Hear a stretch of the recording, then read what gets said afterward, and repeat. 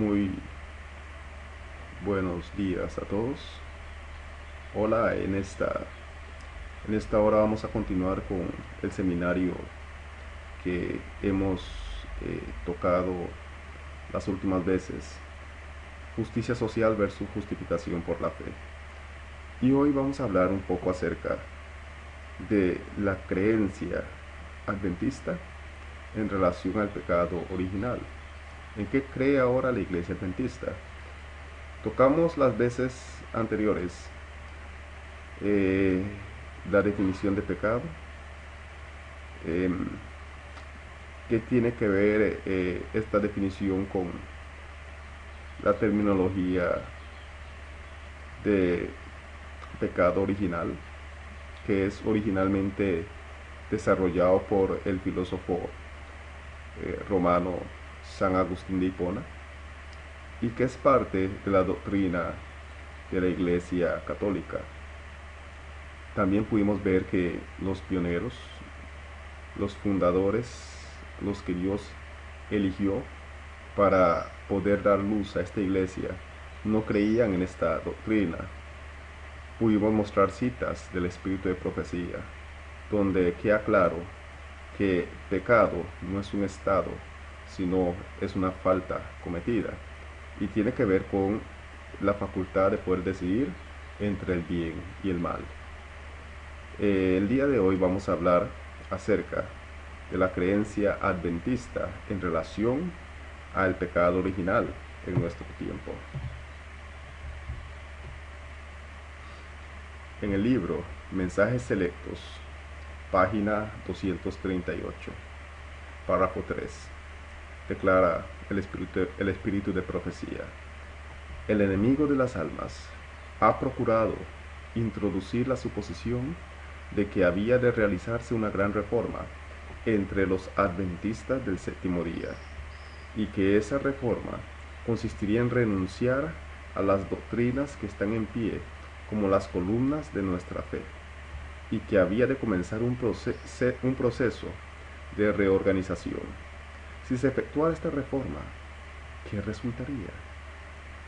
Primero, los principios de verdad que Dios en su sabiduría ha dado a la iglesia remanente serían descartados. Sería cambiada nuestra religión. Los principios fundamentales que han sostenido la obra durante los últimos 50 años serían considerados como un error. Los principios que han sostenido el mensaje del primero, del segundo y del tercer ángel serían considerados como un error. Se establecería una nueva organización. Qué interesante es esta parte. Se establecería una nueva organización. Se escribirían libros de una nueva orientación. Se introduciría un sistema de filosofía intelectual en donde las doctrinas ya no están basadas en la palabra de Dios, sino en el intelecto y la filosofía de los hombres. Qué interesante.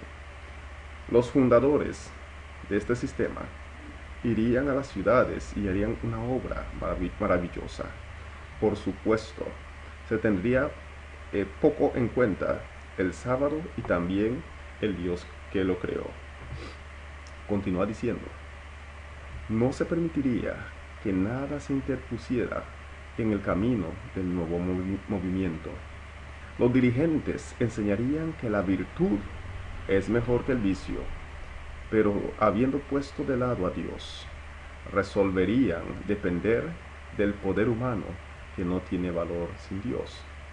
Por supuesto, si cambian todas las doctrinas esenciales que hacen o que hicieron a la iglesia adventista lo que es, deben depender completamente de los hombres para poder avanzar.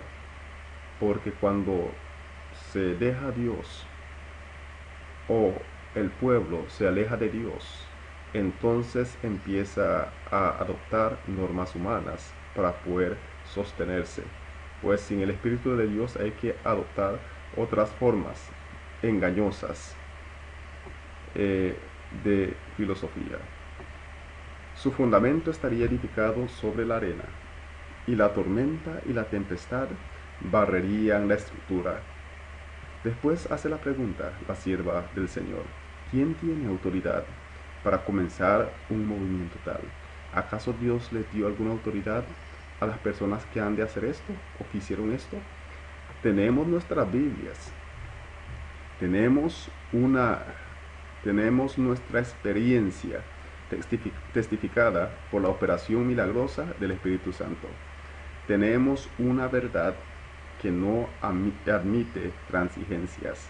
No podemos negociar estas verdades que Dios ha legado a esta iglesia. ¿No repudiaremos todo lo que no esté en armonía con esa verdad? Esa es la pregunta que se hace. Ahora, quiero repasar qué fue lo que sucedió hace 50 años. Quiero que sepan que la iglesia remanente o la organización o la iglesia adventista ha querido ser como las demás religiones y ser aceptados por ellos. Por tal razón, hombres destinados para esto llevaron a la iglesia al declive. Vendieron a nuestros demás hermanos cristianos evangélicos a la iglesia adventista. Y Satanás ató con grillos a la iglesia al modelo evangélico. Esto que vamos a ver ahora explicará muchas cosas que están pasando en nuestro medio. Que el Señor nos ilumine al hacer este viaje asombroso. Quiero decir que no he empezado y ya estoy asombrado.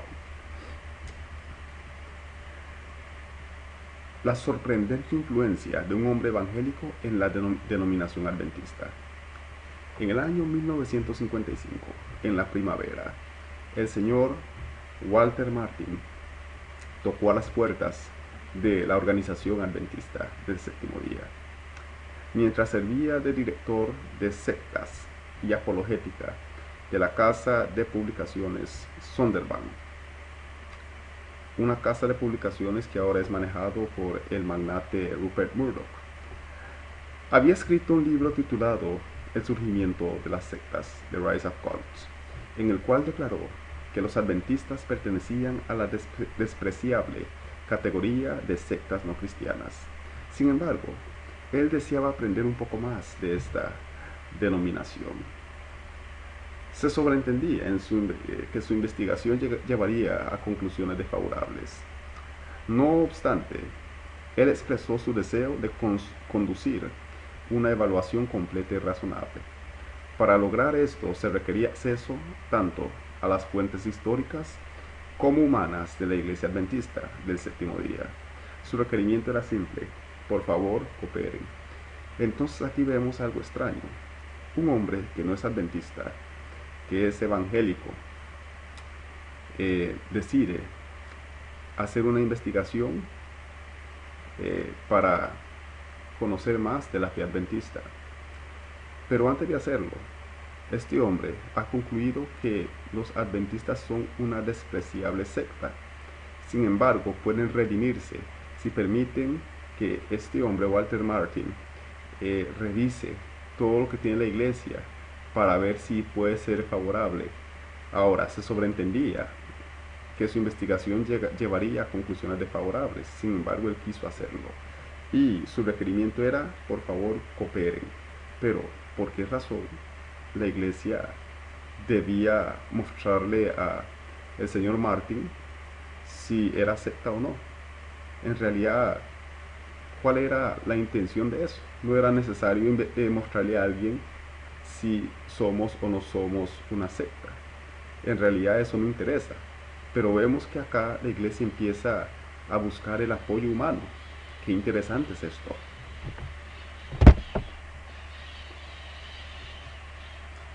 En este momento que se inició el diálogo con los evangélicos, los actores y contactos con las iglesias o las organizaciones evangélicas era Walter Martin y el señor Donald Barnhouse. El pedido fue concedido a Walter Martin en marzo de ese mismo año, 1955.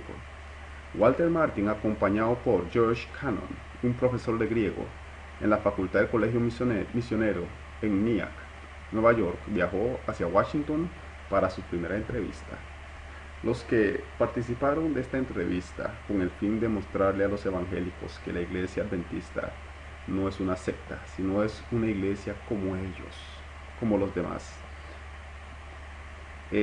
fueron, primero que todo, el erudito y autor Leroy Froom, el secretario de la Asociación General W. Reed y el presidente de la Asociación del Este de Pensilvania, T. Unruh. Aquí tenemos los actores en el panorama. Aquí tenemos a Leroy Froom, tenemos a Reed y al presidente de la asociación, T. Unruh. Estos hombres suplieron al señor Martin con libros y periódicos que apoyaban las suposiciones que ellos habían definido como las creencias doctrinales de la iglesia. Entonces le pasaron a el doctor Martin los libros, los periódicos, o sea, todo lo que él pidió para cooperar con el fin de poder lavarnos nuestras caras y mostrarle a los evangélicos que somos buenos cristianos y no somos una secta. La noche siguiente se encontraban muy ocupados. Froom, el erudito de la iglesia, redactó una respuesta inicial de 20 páginas a las preguntas formuladas, mientras el doctor, el señor Martin, leía la literatura adventista hasta las 2 de la mañana. Cuando los dos grupos se reunieron el siguiente día, los adventistas se sintieron satisfechos al escuchar al examinador Martin declararlos dignos de ser llamados cristianos. O sí, después de que Martin hiciera su evaluación como un buen juez, dio su veredicto: ustedes adventistas son buenos cristianos. Ustedes son como nosotros, como los demás. Ustedes ya no son peculiares, ustedes no son una secta. Ahora ustedes son verdaderos cristianos, dijo Martin. ¡Qué orgullo! Martin sostuvo, sin embargo, haber encontrado algunas declaraciones fuera de línea que no concordaban con los principios generales para ser aceptados como cristianos. Encontró declaraciones no ortodoxas en los libros y panfletos y periódicos y deseaba conocer por qué razón.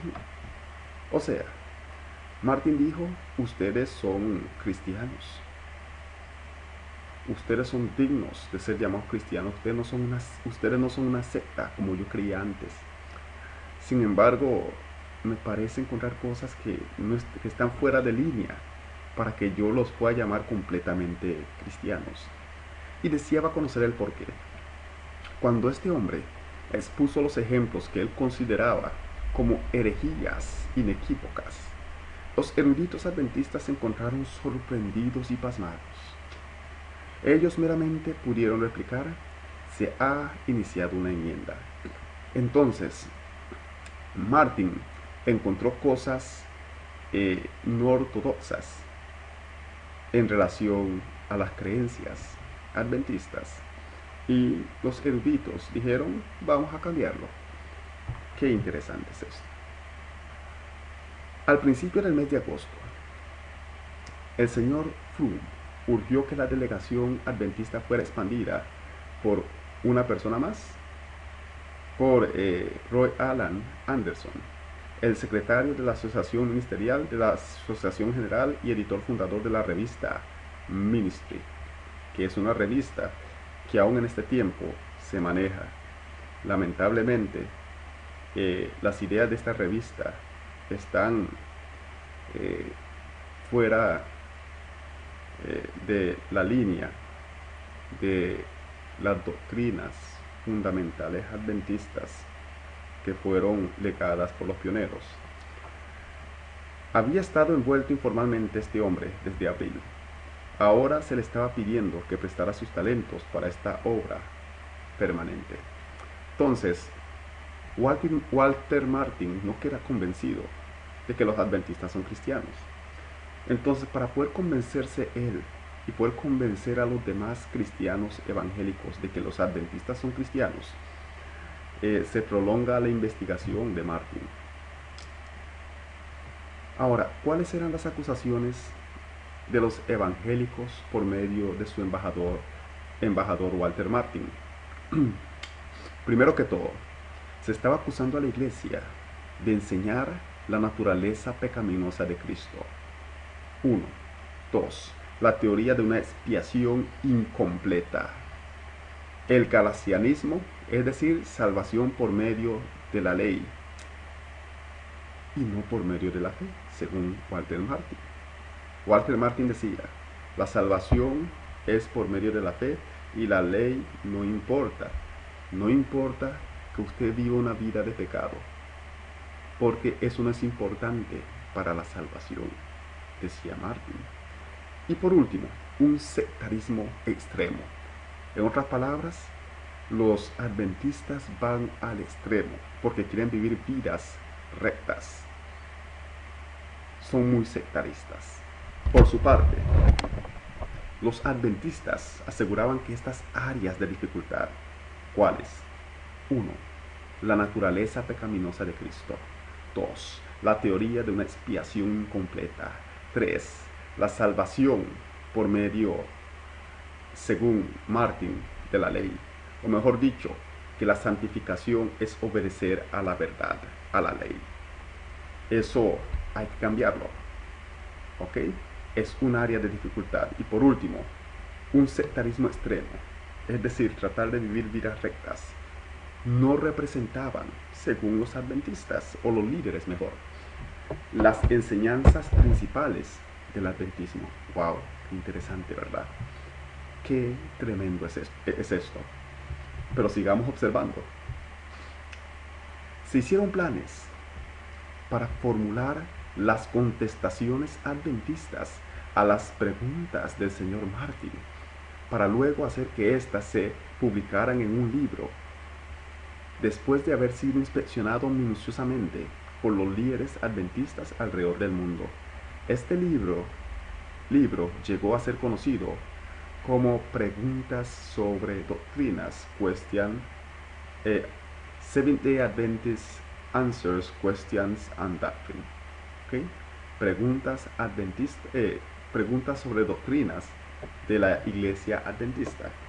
Este es el libro, que se considera como uno de los libros más polémicos y divisorios de la Iglesia, o que ha producido la organización adventista. Ahora, quiero repasar algunos puntos de los focos que mostró Walter Martin que están fuera de la ortodoxia cristiana. Es decir, los puntos que se consideran no ortodoxos o herejes. De tal manera que la iglesia, para poder ser cristiana, la iglesia adventista, tiene que deshacerse de estas doctrinas o cambiarlas. Uno, mencionó la expiación incompleta, es decir, la enseñanza de que Jesús no completó la obra de expiación en la cruz. Los que creen esto, Walter Martin dijo que son herejes, y por esa razón la iglesia adventista antes de esa fecha se consideraba como una secta, porque eran unos herejes enseñando que la expiación de Cristo no acabó o no se completó en la cruz, sino que en el año 1844 Jesús continuó y está terminando la obra de expiación, llevando a cabo un juicio investigador. ¿Okay? El segundo punto que muestra a los quienes son herejes o las doctrinas no ortodoxas es la naturaleza pecaminosa de Cristo. Es decir, los que enseñan que Jesús vino con la naturaleza de Adán después de pecar o después de la caída son herejes. Vean ustedes qué interesante es esto. porque precisamente el libro de Primera de Juan capítulo 4 versículo 3 declara que todo aquel que enseña que Jesucristo no ha venido en carne, ese es el anticristo, o tiene el espíritu del anticristo. Y notamos que las iglesias, la gran mayoría, creen que Jesucristo no vino en carne, es decir, no vino con la naturaleza de Adán después de caer. Por supuesto que la iglesia adventista creía que Jesús tenía la naturaleza de Adán después de caer. Pero después de estos sucesos nos vamos a dar cuenta que ya la iglesia, o al menos la denominación o la organización, ya no cree esto. Estas enseñanzas, según Martin, son las enseñanzas no ortodoxas de la iglesia adventista.